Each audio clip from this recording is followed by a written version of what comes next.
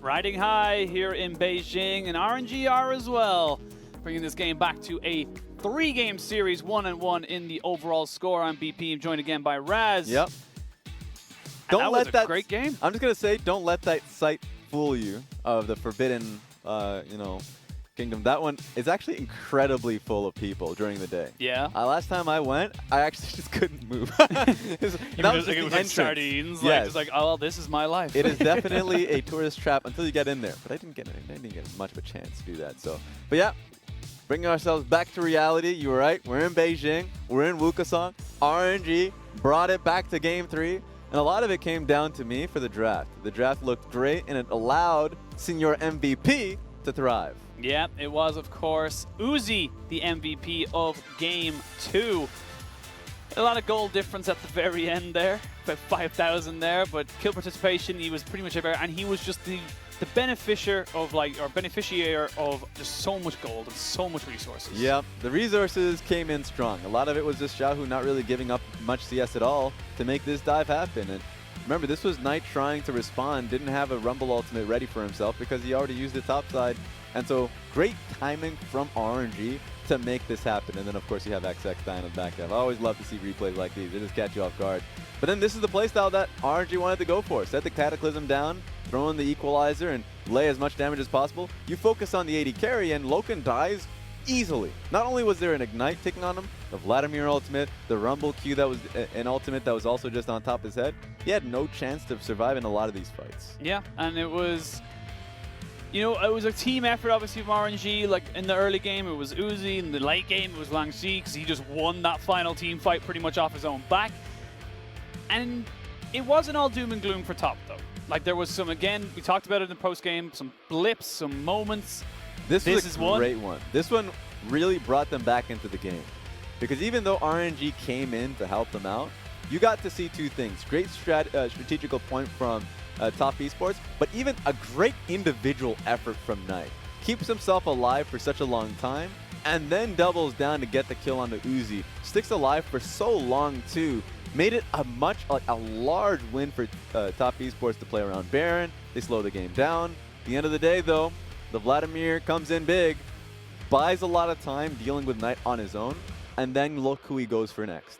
Immediately gets the kill on towards the Volibear, gets the Crimson Rush on towards LokeN, and then he deals with Knight.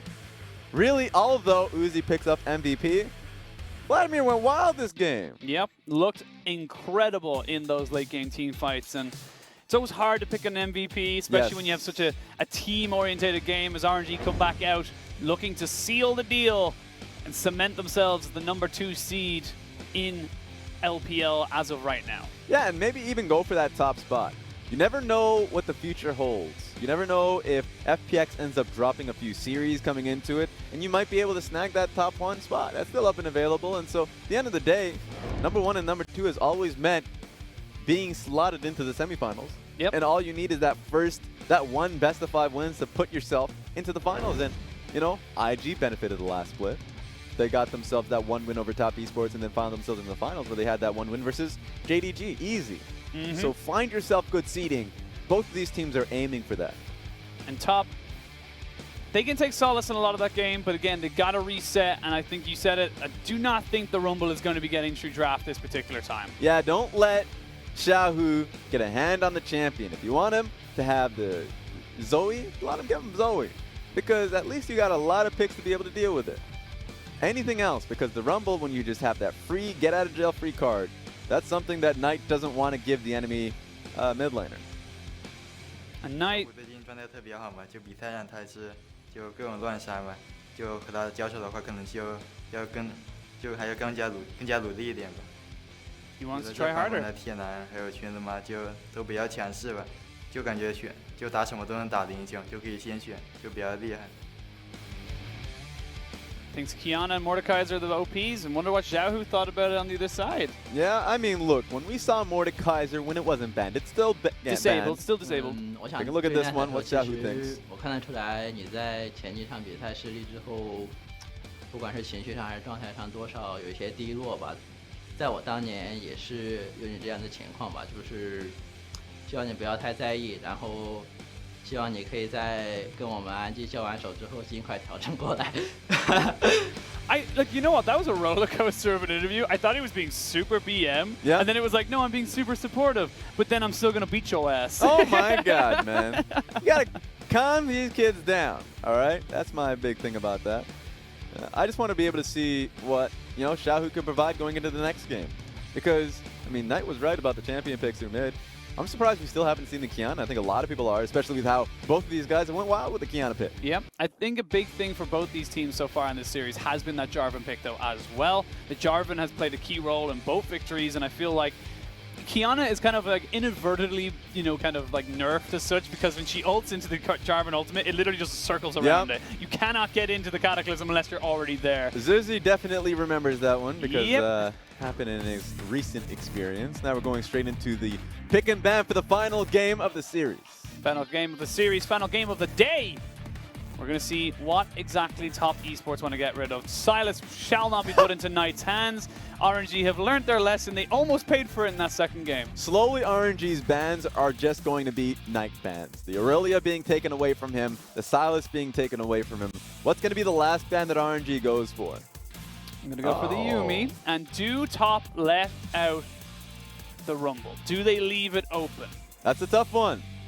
Looking at it, maybe you give it away, but I just don't want to give Xiahu the ability to wave clear consistently like that. Maybe they have a pick into it. Maybe they go towards the Camille. We've seen the Camille option as a response towards Rumble, but it's not as reliable. You have to all in and focus on that primary execution. If you can execute once on it, perfect. Rumble's out of the game, but it's a tough one. That's why they're draining out the clock. Jarvan, key to both victories, taken away from both teams. TES think that they can deal with the Rumble, but it was the Jarvan that was the issue. Exactly. The Jarvan makes it so much harder to play around the equalizer, and so makes a lot of sense. Makes a lot of sense, and now we go into the pick ban with, you could say, pretty heavy focus on jungle bans. J4, Olaf, and the Silas have been banned out, which pretty much takes a pretty damn big damage toward the jungle pool. And which means we're probably going to see a very, very different draft from both of these sides. See the Tam Kench picked up there for the side of RNG. They put a lot of emphasis in their series against Suning. Definitely something that Ming is very, very comfortable with, can reset fights very, very well, and just keep someone safe. The Gragas hover makes a lot of sense. XX is his most comfortable champion. And another thing, too, is that it just works really well versus the Tom Kench.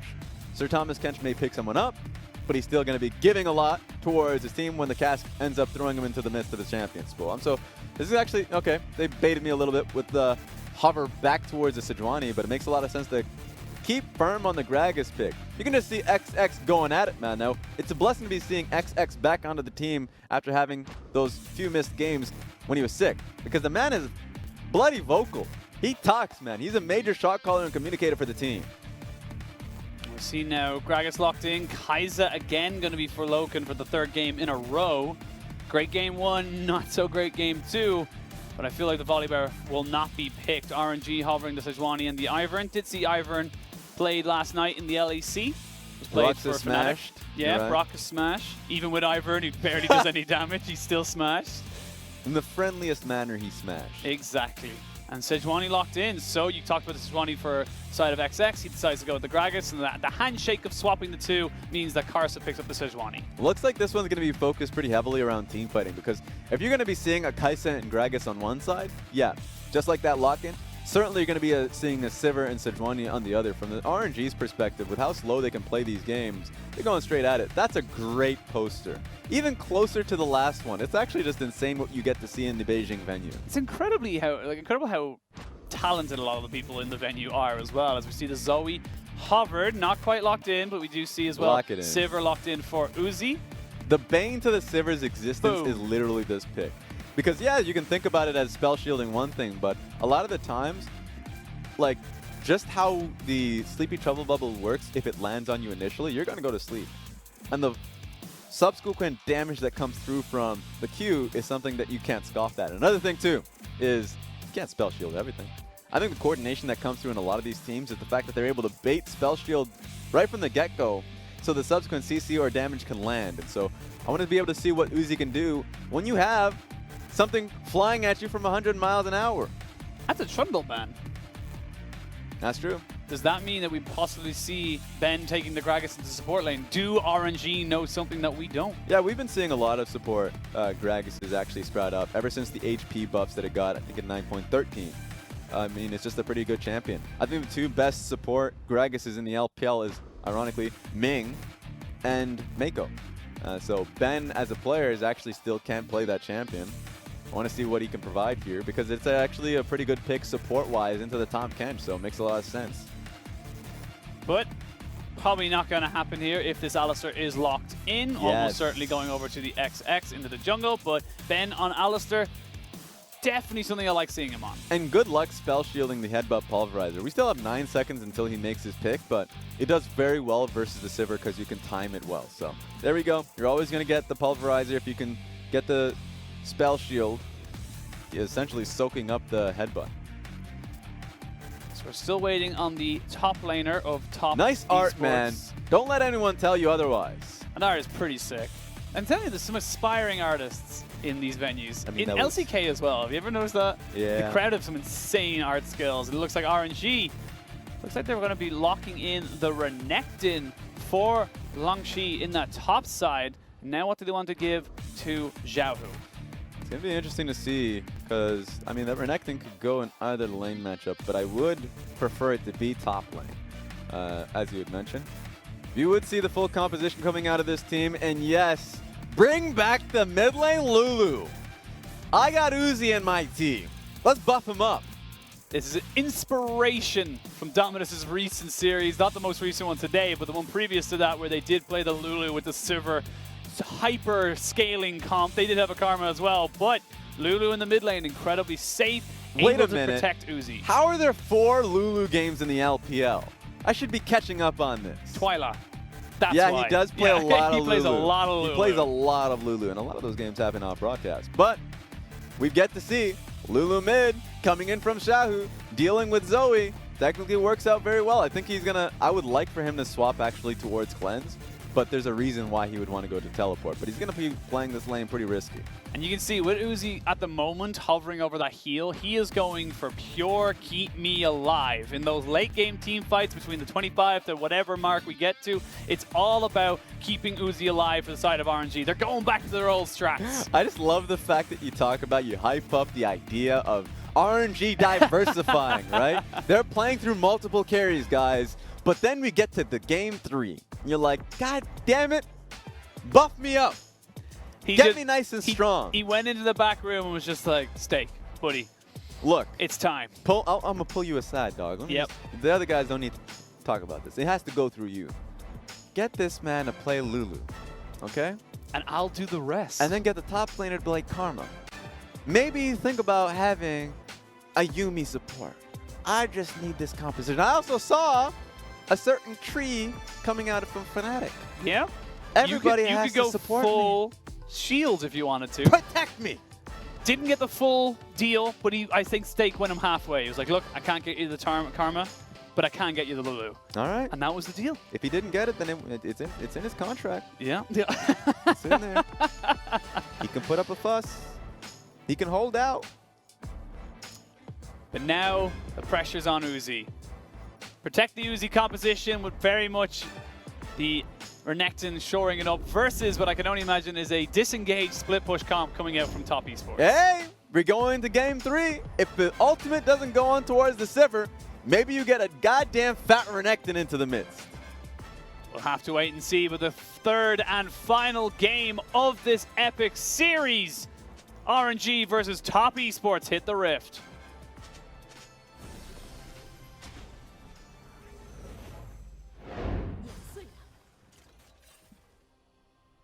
And now we see classic RNG. It's like you know when you get Game of the Year edition. This is RNG of the Year edition. Yeah, pretty much. You go straight back to the old. It's like when you're picking up, Jordan's squad back in the day, that championship team. Basically the same idea. You're going back to the old rules.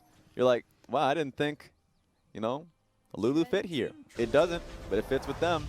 Now the whole question about if Xiahu is going to stick to teleport, finally gets resolved. He actually goes towards cleanse. Thank God. I was wondering if he was going to take that extra risk, man. Don't take that risk. Has got spell book, That's so true. can swap it out. Makes sense, makes sense. Meet me halfway. That compromise is even happening too from Xiahu. Yeah. Saw you messaging Steak, just being like, hey, dude, meet you halfway again. You know, heard what you had with Uzi.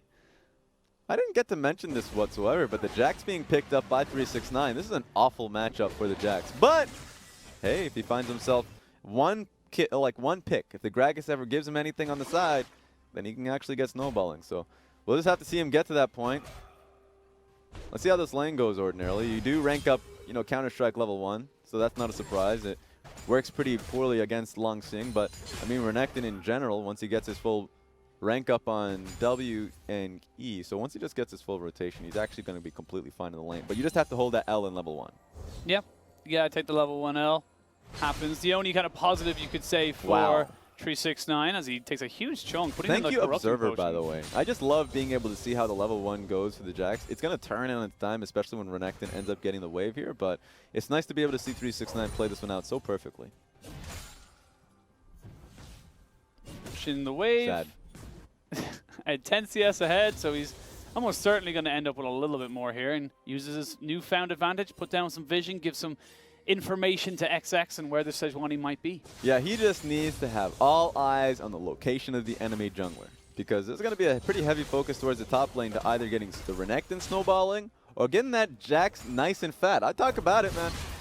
I made a point about getting RNG fat based off Lulu ultimates if he gets into the thick of things. Right now, he's been getting absolutely slammed right now in the early laning phase, but at least there's great sustain coming in from the RNG. Hard for the RNG to really land that stun. You know, you want the Cull the Meek to really, the Ruthless Predator, excuse me, to really kind of land on. Very hard to land that on something that literally dodges auto attacks. Yep.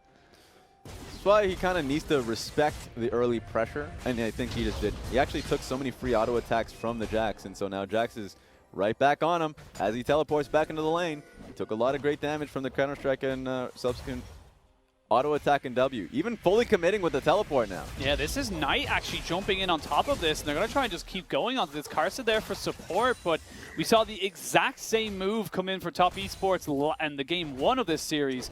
And it just seems to be keep this RNG down. And it's just so goddamn, you know, effective. The fact that Xiahu couldn't do too much because he was slowly shoving up the wave, this is still a pretty good advantage by Xiahu, but at the end of the day, what does that actually work, like what does that actually do for him? In fact, the wave is nice for Knight now, so he can hold the wave a little bit longer while Jax has been pounding on RNG. And we talked about right at the start of this series, and the important matchup was going to be Knight versus Xiahu. I don't think that has disappointed.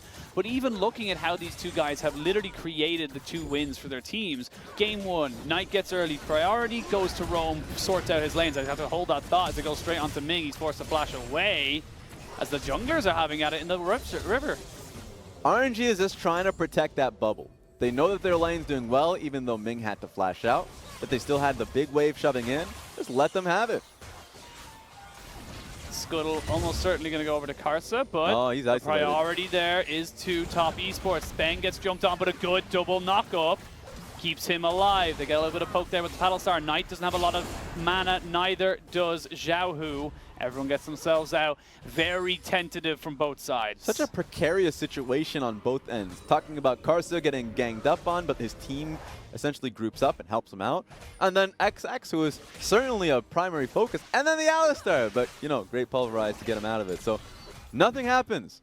But there was a lot of, going back to Medic's term, saber rattling. It was being rattled. A lot of posturing, if you want to have your own term. Nah. Saber rattling just kind of sounds a little bit too much like a mouthful. Like posturing, you know? Puffing your chest up. Puffing your chest out. There you go. Yeah. There you go. You can have that one, Raz. There we go. We'll take it. Thank on you. The house. I appreciate it. I ain't paying you a dime. Yeah. We'll see now if Xiahu plays the ultimate price. As everyone just seems to be collapsing onto his mid lane. Oh, they've seen him now. Flash in, flash away. Cleanse was available. He should be fine. Should be fine, but XX able to back away. They need one more stack of the Tam Kench passive, and he would have been able to devour him or stun him. It's actually just been so smart. 80 carries being kept down on their own, and the support's putting in a lot of effort on RNG's side to protect Xiahu, on Top Esports side to be able to at least give that early snowball going for Knight. And like I said, back to my earlier point before we had that skirmish down in the bot side, it has been about which mid laner has been able to open themselves and influence the other lanes that has determined this early game for both these squads. And if we're just talking about like who ends up benefiting the most out of all of this, it's, I mean, I guess it's twofold. But I'll say right now, I really enjoy what RNG has been doing to protect that bubble in the bot side of the map. Because it all started with Karsa holding the Gragas back, saying that although Ming burned his flash, it's actually a better situation for Uzi and Ming in the laning phase where they're consistently shoving in. Now, it doesn't amount to a CS advantage, but they're currently chipping at the turret. And so, currently liking what Uzi and Ming are doing and Karsa being able to protect that consistently. Take a look at the summoners there for Xiahu. Xiahu recognizes the amount of burden that's going down his direction, so teleport if he wants to. Certainly the cleanse is going to help as well. Handy thing about it, even if you do lose your flash early on, you have got the potential to trade it back for another summoner of better value for the immediate future.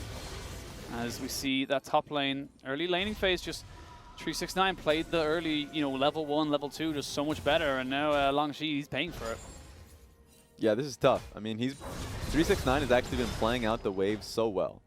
And so he can slowly shove this one in. Usually he would call his jungler to come in and kind of zone him out with his huge wave. But dragon timing is pretty crucial here, so. Another Mountain Drake. Yeah. I thought it was going to be, turning the dime here. 369 playing a pretty big risk. And that's how quick this matchup can turn around. You're against a Renekton, and I imagine people in chat arguing how does the Jax lose this matchup. That's how.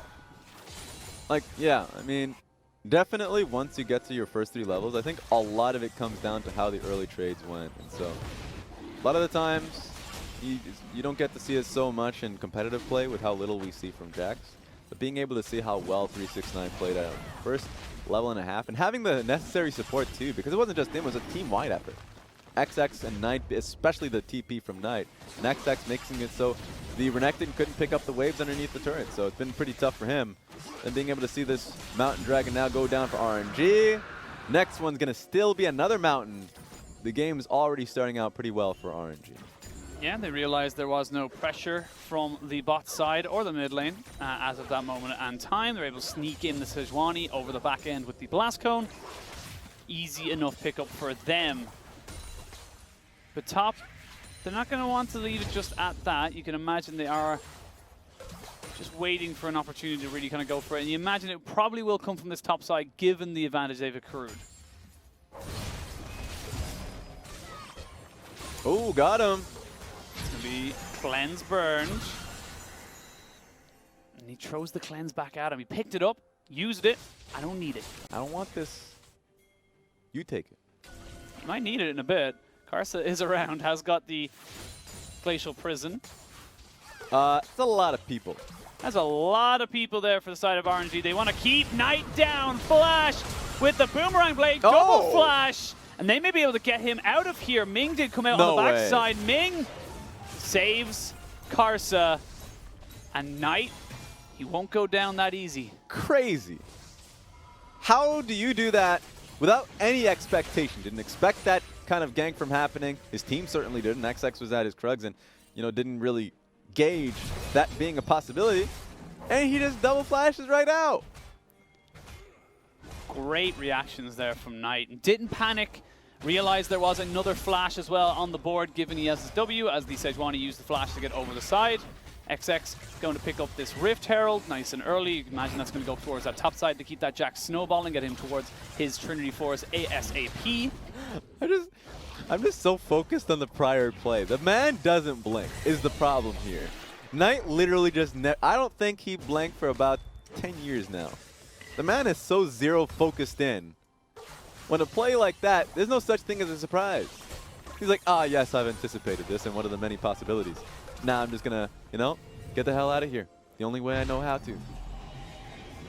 He slows the game down. Yeah, slows in, gets a, doesn't die, doesn't lose anything because he had the TP in the back pocket as well, so able to pick up all the farm as well, so keep himself relatively in line. This game is already starting to shape up to be quite the spectacle. One mistake, one amazing play could be the difference between winning and losing this entire series. And at this stage, I mean, just based off that early defensive play, I think Top Esports are now comfortably with the flash up from XX. Look for a pick on towards Xiahu. Remember, he uses cleanse really early on, just based off the first pickup by Sleepy Trouble Bubble by Knight. So they can try and rehash those plays, but they are on a timer just because of what Uzi and Ming are looking for bot side. Have to clear out the vision that has been established. Some good, strong river vision here for the side of RNG. You can see on the mini-map 3 pink wards, 4 pink wards actually, all littered across from mid to bot. And they've got themselves a pretty decent line of control. Dragon won't be up for another minute 30. Top Esports, though, you got to imagine they're going to be feeling pretty good. They're going to look to maybe try and snowball this top side a little more. Ooh. Yeah, we're about to get as much gold down, and with how close the Jax is towards Trinity Force, certainly going to be able to get that for himself.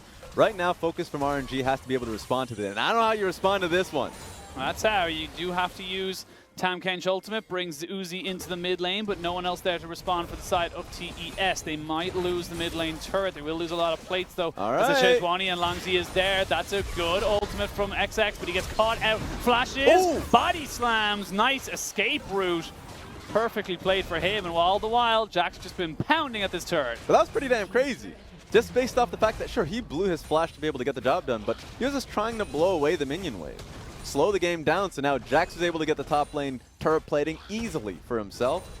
He was able to get the full wave there, and now RNG is so far behind this game, it's laughable. It's crazy. You can go back to base, expect him to pick up his Trinity Force, now he's going to be on side lane, and when we're talking about the early game from RNG that technically didn't even exist, now the Jax has been super amplified where RNG doesn't even want to be in the side lane anymore. Jax goes back, like he said. They're able to accelerate him to his Triforce, and that means he's just here in time for this potential Dragon fight. That's going to be spawning in just under 10 seconds. TP has been used there by LokeN to get himself back into position. They've moved the Jax down, 369 now into that mid lane. And they've started it. There is a pink ward in the back of the pit for RNG. Do they want to give this up? It doesn't look likely. They have got a TP available for them on Langx as well. All right. Not going to be a response here. But at least they break up the Mountain Dragon. It'd be just god-awful if, you know, RNG were able to pick up that one. But now they actually just lose across the board. Couldn't pick up the mid lane turret. Couldn't pick up the Mountain Dragon and even it up. I mean, or at least get the 2 Mountain Dragons themselves. And now they're dealing with what is a demonic Jax, who's picked up 640 gold based off turret plating. Take a look at this. Here we go. The engage comes in. Sivir going to be eaten up, gobbled up, set back out. But here comes 369. He's going to come into this. Glacial Prison locks him up, but he flashes straight onto Uzi, and he's still going. They're still keeping him alive. There's first blood at 14.5 minutes, but the RNG is now on the backside. They've traded 2 for 1 in favor of Top Esports. Ben comes in. A Killer Instinct jumps in. Karsa now going to be the focus. There is the Trouble Bubble. Good blast cone. Keeps RNG safe. They only lose the fight 2 for 1. Crazy that it takes 14 minutes before the first blood comes down. But look at how relentless 369 was. He came in through the back door. He didn't even realize there was a back door there. Uzi was like, all right, I think I'm safe. Tamkench has saved me. I am fine. I am okay. But then I had to blow flash. Lulu ultimate came down on him, and Jax still gets the kill.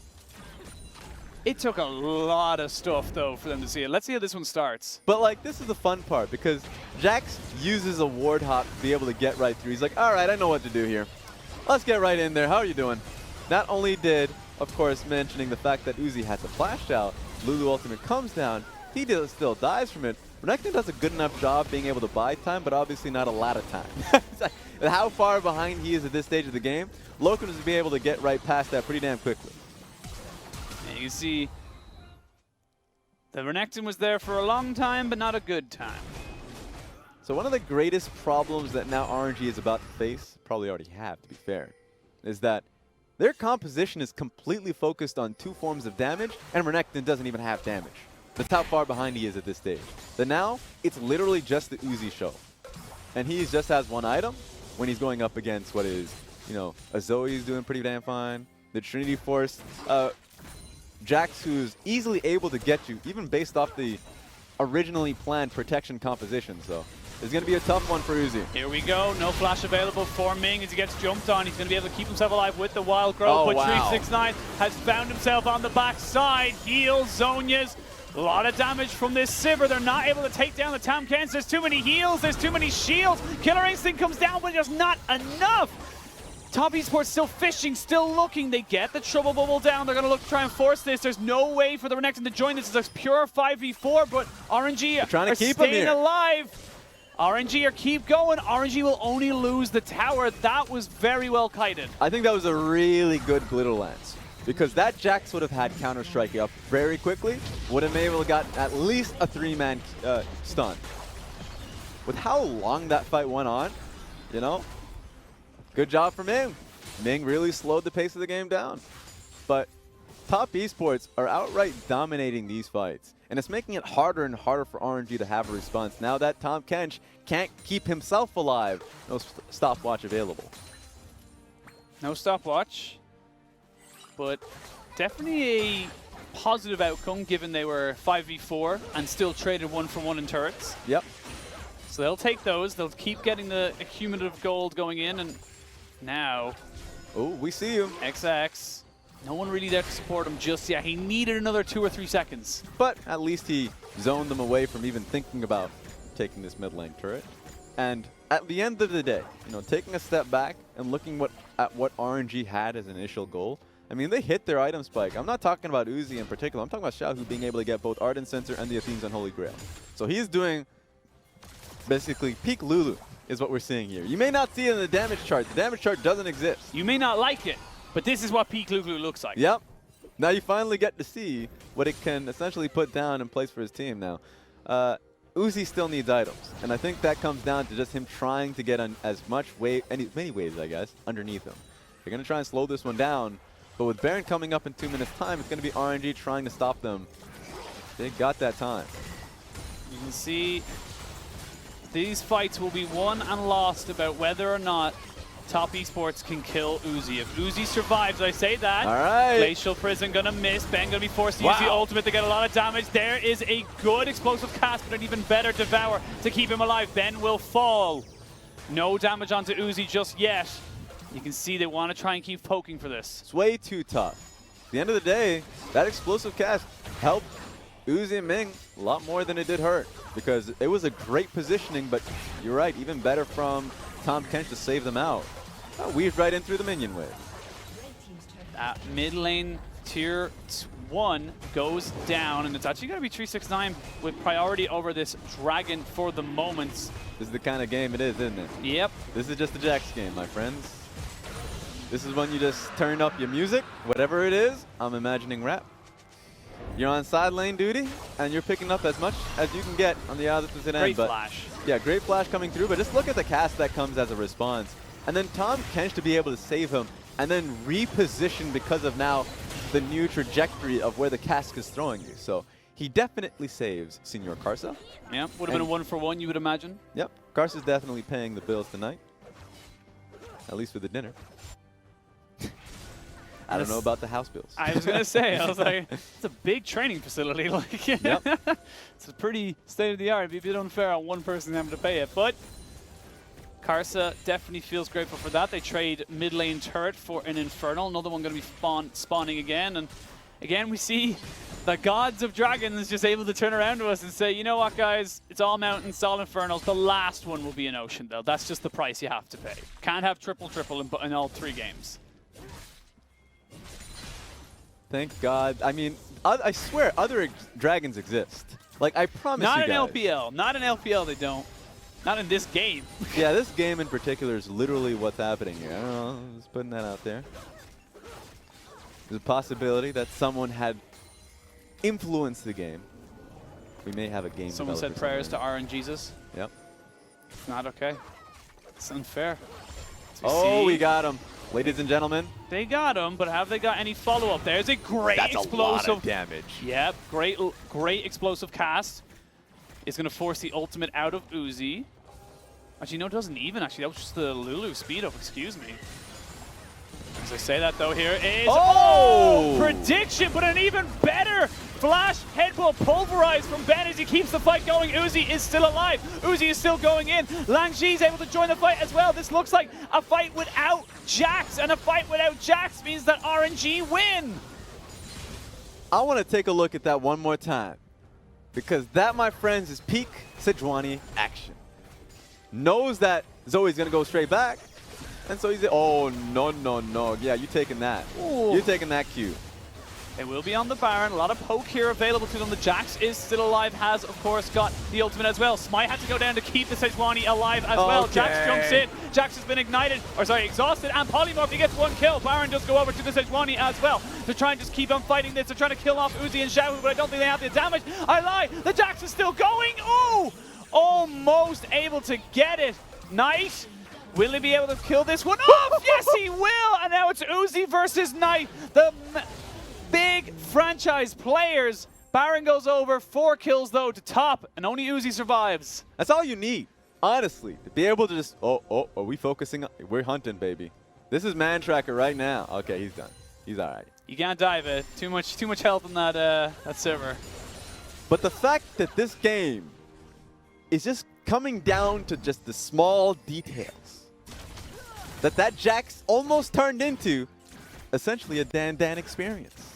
Almost found himself multiple kills on a Baron, turned the entire fight. Let's take a closer look at this one, because Knight goes out, and he's going to get stunned in pretty easily.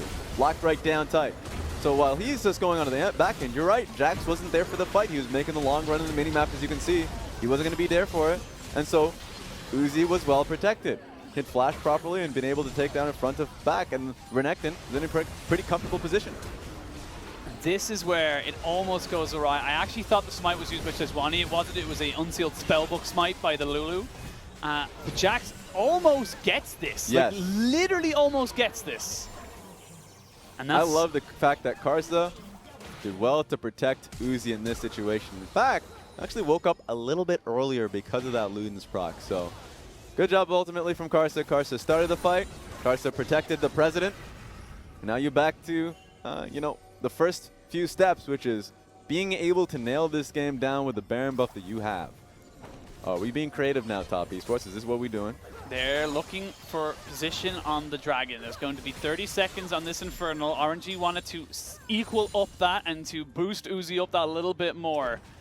They have got the one Baron buff left. No teleports available for anybody. Where there we going? Is the Tam They're looking at the Jax. They're looking to try and we need catch to look him at the Jax. out. There's the Redemption coming down as well to put down extra damage. Flash in, but 369 going to be able to survive. They're going to be able to tank up the Glacial Prison as well, but XX goes golden. And now Ben's in the front of this, but they can try and maybe turn this around. It's going to be the first of the fight going down. Karsa in a lot of trouble. Ben goes down as well. RNG, they find the opportunity. They get 2 kills, and almost certainly going to be the Drake after it. Ming this game has been putting in a ton of work with this Tahm Kench in team fights, and then being able to get the positioning behind the Jax. And while he comes out surviving, you get a lot of members down for the... Oh, maybe they get something. 369 is still here. Did use the teleport to jump back in. Okay. Uzi's been caught! Uzi's down! The president is no longer here! And 369 is going to make them pay the biggest price they can! Xiahu just about gets out, but LokeN is hunting. They smell blood. 369 knows he's around here somewhere. He's going to find him eventually, you can imagine. He's going to turn straight away onto Langx. But he's not going to find them just yet. They will be able to get him out. They get the Infernal. Drake! Ooh! Gets himself the shield. You're on the I thought wrong it was side a of the smite. map. I mean, you're just going to die no matter what. 369 is going to track you down. Let's see what he can do. Can he SOAS this? It's a long He's going to put it same bush as They SOAS. know what you're doing. He's going to go for it. 369 needs to find him right now. He's not going to. Yes, he will! 9-9 in kills to get the Infernal. Gold is even. This game cannot be any more even. This is a fun one. Knight just slammed the brakes to RNG's troubles because you found Uzi on the wrong side of the map. Honestly, Uzi was just out in the open. They got him. Secret Services wasn't going to be enough. Now you need to hire new talent. You just need to hire more bodies to be in front of you because apparently there's a hole in between. You got to watch your own back. You can't just rely on the help. If you want something done, you got to do it yourself. And you can see as soon as Uzi goes down, RNG's composition can do nothing. I mean, what Zoe provides is really counter to the identity of RNG's composition. I mean, a lot of the times you think poke is great versus protection, right? Protect and go. There's a different definition to what poke Zoe has. That's 100 to 0. That's burst. That's literally just I poke, I think, burst, yeah. 100 to 0, you don't exist no more. Like, you're just gone, brother. You're gone. So you're in a position right now. So Xiahu can be just killed right immediately. Definitely Uzi can be put in that same situation. So the Baron buff, yeah, 750 gold. It's still a positive. Yep, it's still positive, but definitely so the funny thing is you get 1,500 gold for taking the Baron. Uh-oh. Don't say that. Yeah, so they actually lost 50% of its gold efficiency. I don't want to hear that either. But again, this game, you called it. This game just feels like it's just going to be the best game of the season. This is the level of adaptations you see, layers upon layers, honestly. Both of these teams have a way out. If you see an Invictus Gaming game, they only go in. But for a lot of these teams, RNG and Top Esports, they can, you know, essentially ramp up the accelerator or burn it straight down. This is going to be fun to be able to see what Knight can do here because he has a lot of terrain to work with. But the next time Sleepy Trouble Bubble comes right back up. Inside track is owned by RNG. He's going to try and poke over the wall, just try and get rid of these minions. That tier 2 should go down, but XX has found himself on the side. They don't really have priority over this one right now, and they back away. Baron buff is in the side of Top Esports, and they have a really fast composition to burn it down. So RNG, let's go! Here we go. The Glacial Prison doesn't hit, and 369. Good explosive cast to disengage the complete fight. Jungler ult for jungler ult, but also Uzi used the on the hunt. This is going to be the most important part of this game right now. Oh, Karsa goes too far! Karsa has to be devoured, and that's what four-man counter-strike is huge! Ming's the first to fall, and TES can now put this fight in. They've got so much. Uzi is down, the president is over. It's a clean ace! Top Esports find it! They just smothered them. Honestly, that is the fattest Jax I've ever seen in my life. Just give him the MVP before the game even ends. Four-man Counter-Strike, and that could be the game. They have no defenses. They've got the minion wave. They can do this. You gotta love it. This game was in RNG's favor for a very long time, but Top Esports going into Beijing, their venue, and taking it in Game 3. What a way to... The only way I wanted that to end was total annihilation, perfection. And 369, he needs to take a well-deserved bow. He put Top Esports on his back and said, you know what, Knight? I got this. That was the deepest punishment I've ever seen to a Sejuani going forward. Taking one click forward more than she should have. Cute forward, I'm a fat tank, I can take anything. And then, like, you realize you need to get saved because that's a lot of damage as a response. Tom Kench spits you backwards, and guess what? Oh! I like exactly what your position. Counter-Strike to get them all.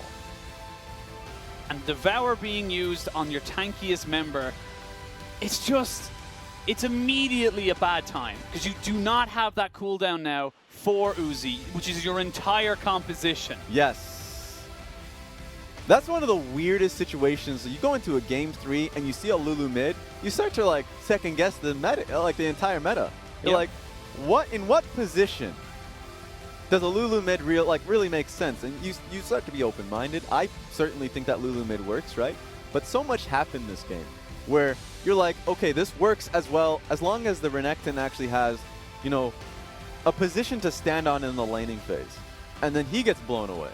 You're like, all right, well, as long as the team fights get set up well, right? Because Uzi's still doing a great job. He's actually still really nailing down LokeN. And then Jax starts committing to team fights pretty heavily. And you get games like these where you try and protect the president as much as you can, but the Zoe bullets find a way through the targets. And then Jax comes through and he eliminates the whole front. That's the sharpest change in gold I've ever seen. 20 seconds. 20 seconds. Just like that. Just like that, huh? And that was a series. Yep. There's no other way to put it other than that was a series. And I'm glad you guys could be here to watch this. I'm glad we got to watch it. 29 minutes on the dot. Top Esports don't want to increase their their average game duration, and RNG. Now they're in a little trouble. That top 2 spot isn't as secured as they may have thought it was. Yeah, definitely isn't. Certainly isn't.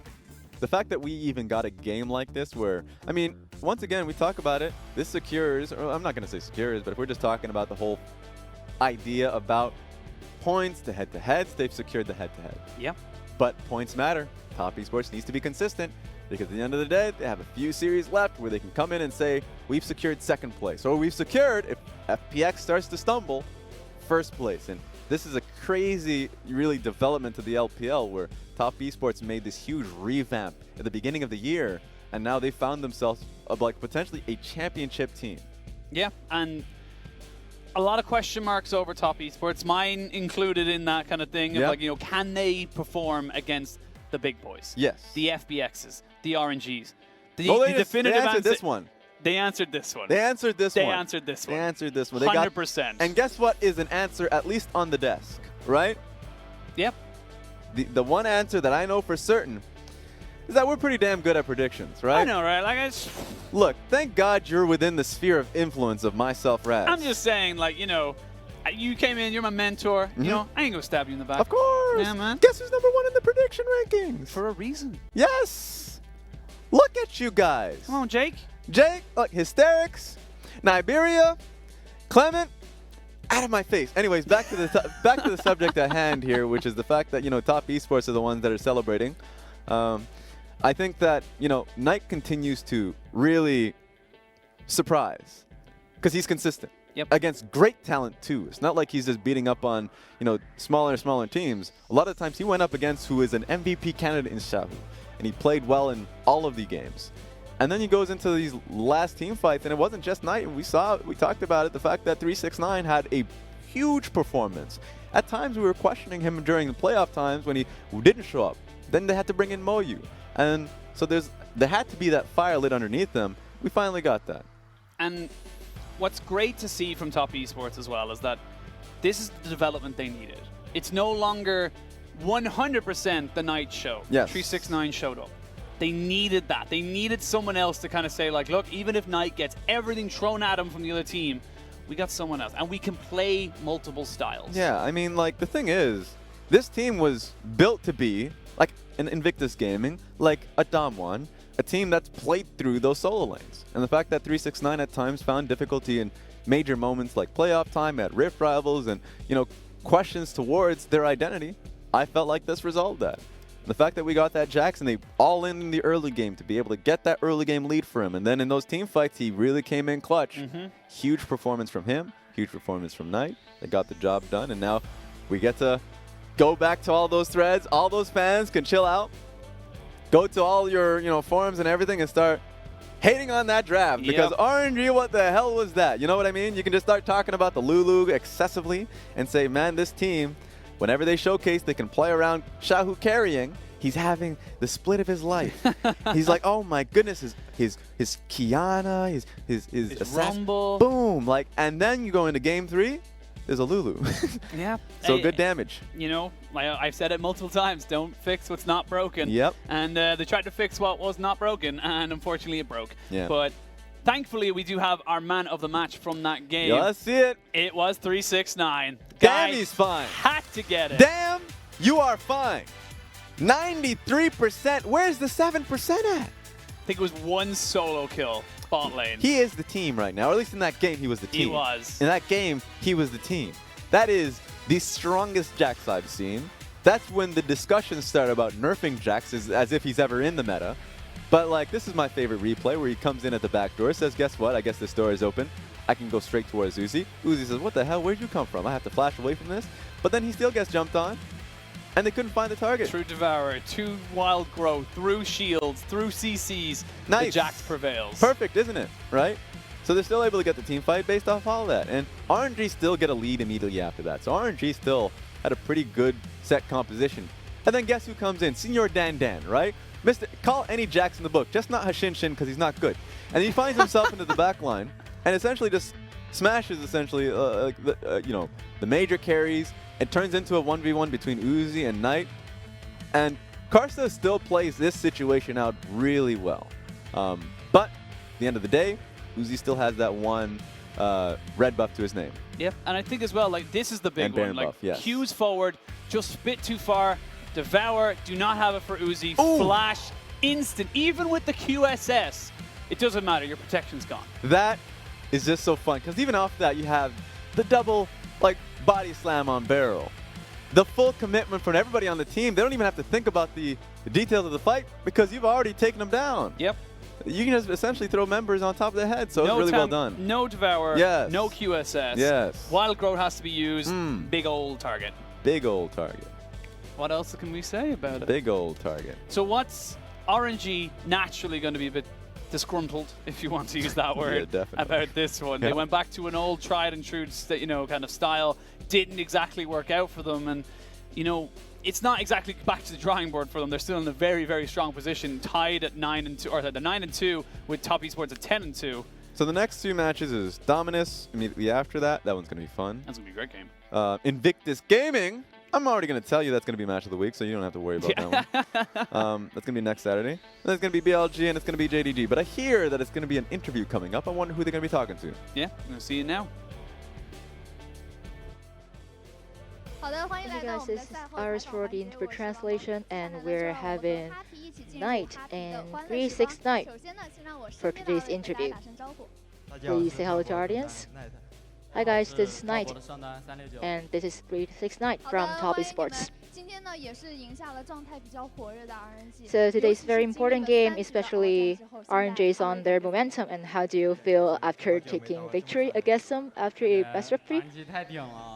RNG is so strong. It's a really hard game for us to take the victory. Knight, you picked Silas against Corgi, which is really strong mid champion in current meta. So how did you lane against this champion? To choose a stronger champion against him to suppress him. To push your lane. And 369, your performance was so standout. Can you comment on your performance today? So I got my 9 today. And you got the MVP of last game. How do you feel? Super happy. I got the MVP from other teammates. So speaking of MVP, it's your 13th MVP so far. How do you comment on your condition right now? Kind of good. Our synergy of the team is getting better. 369. Your Vladimir is pretty strong. And you're lane against Langx's Vladimir. So, any tips for us on struggling with Vladimir? You're playing Vladimir? Maybe Renekton is super counter. You have to play very detailed. So it's just about the mechanics. Knight, the game 2. You still pick Silas and Gangplank for your top and mid lanes, so why did you choose the same comp? Because we got the first game, and we kind of confident for picking the same champions for the second game. Yeah, and we're kind of play good on these two champions. 369. Your Jax, or super carry.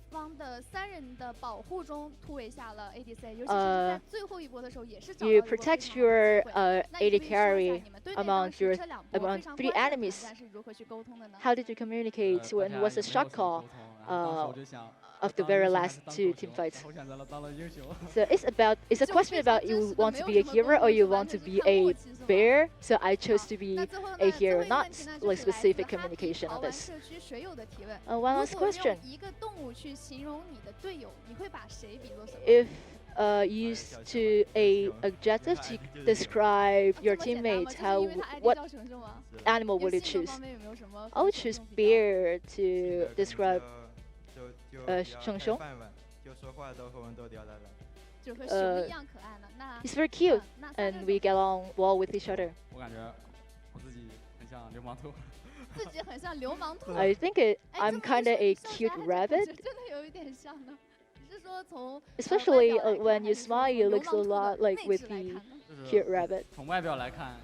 From appearance, I saw the pictures from fans. Yeah, I'm kind of like that. And that's the end of the interview. I'm gonna pass back to our caster. Thank you. Thank you, Iris, on that one. I just want to talk about the fact that the animal question, right? Because we do see a lot of fans coming in making that comparison to 369 with that like really chibi rabbit that has fat cheeks. All they're saying, true, actually. They're just saying he has fat cheeks, but the rabbit comes into mind. And then the other thing is the Xiang one. So XX, the reason why they call him Xiang, I mean, at the end of the day, Xiang is actually like a bear. That's what it really means. Yeah. Xiang is bear, and so. Basically, the fact that Knight just says, oh yeah, he reminds me of, what's his name? Oh, bear. Yes, yeah. He reminds me of a bear. Minimum effort. Yes. I also agree with 369 being a rabbit, considering how many times we just saw him hopping, going through, that's true. catching over people. That's too true. Yeah. That's too true. Multiple layers. Yes. That guy's hopping. But, of course, with this new kind of development within the league, today's matches, of course, we got to look at the standings. Let's look at it. Let's have a quick look at how the league is shaping up right now. You can see the gold indicates you are secured for playoffs. Dark blue indicates you are out. Rest in peace, OMG. And right now, we're big reps, you know, F in the chat. We got 5 people secured for something in postseason, and 11 very much unsure about what they're doing. It's going to be a tough one for, I mean, LGD, they essentially looked at the friend that just got nibbled in the back, and they know that they're up next. LG need to start performing. LNG is also on death's door with their current performance. They don't want to, they're looking at Team WE that's on their 4-series win streak. They're looking at JD that's, I mean, they've lost their recent game, sure, but they're still right in next reach. So LNG needs to continuously perform. Same goes to the current 7-series club, right? You're looking at Suning, BLG, IG, EDG that are essentially just the next on the pecking order. Yep, and we'll have a quick look at what tomorrow's games hold. Nice. Team WE versus LGD could be LGD's last game before they are knocked out if they do not win that one. WE, of course, looking to keep pushing it. Invictus Gaming versus BLG, that's actually a big one. That's a 6-point game. You gain one, and they lose one. Exactly, and they're both in the 7-series win club. So one of those teams are being promoted to 8-series wins. And that all matters with the few weeks that we have left in the LPL summer split. 28 series left in total. It sounds like a lot. Then when 1 week goes by, it's like straight down to like, I think it's like 15. It's like, whoa. Because people oftentimes thinking about it like you're in the LCS or LEC where it's like, yeah, you just have those 2 weekends. No, we're on every day except for Thursday. Every day. Except for Thursday. We have 6 days. And on the last week, too, we're going to have 2 3-set days. Yes, Saturday and Sunday for week 11, we'll have 3 sets a day. We'll be starting at a much earlier time, but we'll talk about that when we get there. But for the moment, that's all we have time for, Raz. There we go. You know, thank you for joining me on such an amazing series. And thank you for being right on the predictions. Thank you. You know what? I had a great mentor about that. I'll introduce you to him soon enough. But thank you, ladies and gentlemen, for joining us today. Of course, thank you to our fantastic production team. Thank you, Iris, for doing the translations as well for the interview. And that's all we got time for. We'll see you guys very, very soon.